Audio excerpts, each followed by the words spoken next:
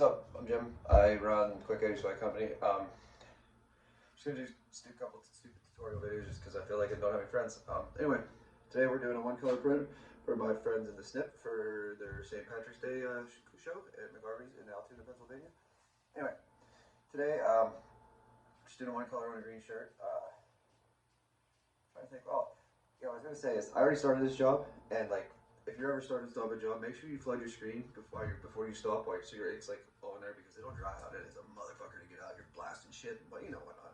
Anyway, I don't do everything right. I'm new to this, so if you have like, if I'm fucking stuff up, let me know, and I'll fix it too. So either way, here we go. I'm gonna load the shirt.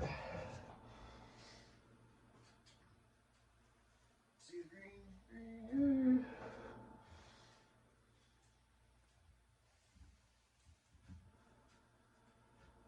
I'm printing on an Antec tracer. It's not even made anymore.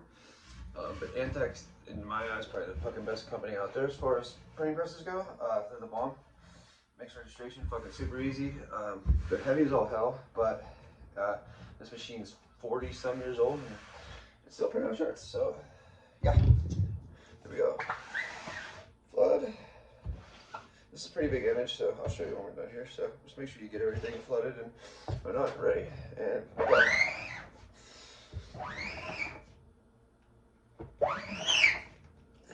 Your screen's cleared.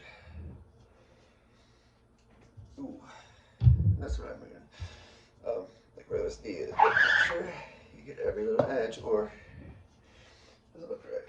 So we'll just take it over here, and we'll, oh, it's not letting me do it. So